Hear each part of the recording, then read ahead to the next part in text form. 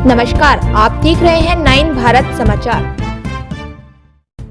देहरादून शहर में भूमाफिया इस हद तक पहुंच गए कि भोले भाले लोगों की अपना घर लेने की जरूरत पर खुलेआम आसान किस्तों या कम कीमत में देने की बात कर लाखों का चूना लगा रहे। इन्हीं के शिकार विपिन गुप्ता, संगीता गुप्ता भी इन जालसाजों की जालसाजी का शिकार हो गए और 11,50,000 रुपए गंवा दिए।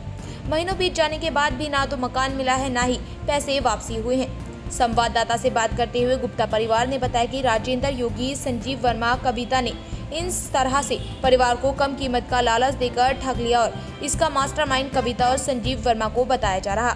उनका कहना है कि साल बीत जाने के बाद भी इन जालसाजों पर कोई कार्रवाई नहीं हुई। एक ऑडियो में कविता यह कबूल कर रही कि गुप्ता और अनिल का लेन देन उसके सामने हुआ है। आप जिसने फ्रॉड किया है उसको पकड़ो, जो खुलेआम नए नए शिकार ढूंढ रहे हैं। गुप्ता परिवार का कहना है कि उन्हें न्याय मिले और दोषी के खिलाफ सख्त कार्रवाई की जाए। ग्रोह है ये, और इनका निस्दिन इनका धंधा ये ही पाया गया है कि किसी को भी ठगे आप, कैसे भी ठगे। अभी मैं आपको दिखा देता हूँ इसकी भी। ये वर्मा जी हैं, कोई सुशील वर्मा। ये थाने में जाते हैं, अपनी लिखत पढ़त करते हैं, गुरुजी के पास जाते हैं, अपनी लिखत पढ़त करते हैं।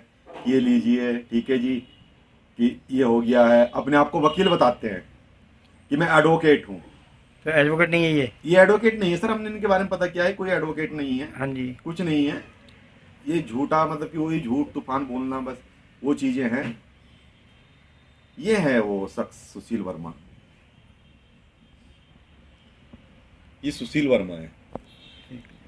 तो इन्होंने गिरोह टाइप का बनाया है और आए दिन अभी इन 4, 5, 7 लोगों को तो ठग चुके हैं उत्तराखंड से। और हमें पता चला है कि 16-17 मुकदमे आचाराधीन हैं कोर्ट में, जिनमें बेल आउट भी नहीं है। और 2-3 मुकदमे इन सुशील वर्मा के ऊपर और भी लगे हुए हैं सर।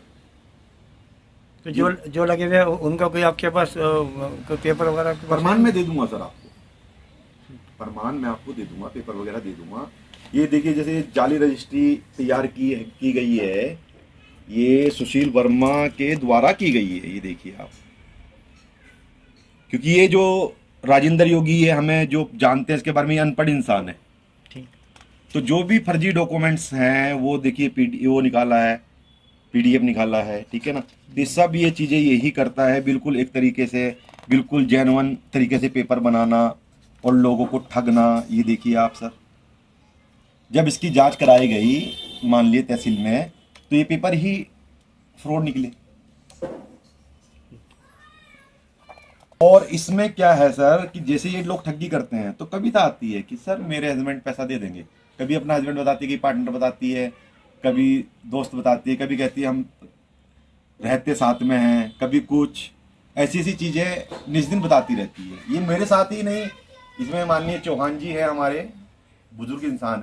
वही कह रही हूँ भैया कि आप अकेले नहीं हो कहने वाले, क्योंकि मेरे सामने तो एक आपसे सौदा हुआ है, ठीक है, और एक अनिल से सौदा हुआ। मैं तो तुम 2 लोगों को जानती हूँ जो मेरे सामने हुआ है।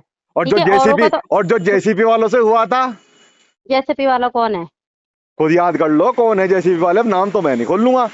जेसीबी वाला मुझे क्या पता, जेसीबी वाला क्यों तो नहीं मुझे पता नहीं तुम्हें? पता। क्यों नहीं पता तुम्हें पता ही नहीं है।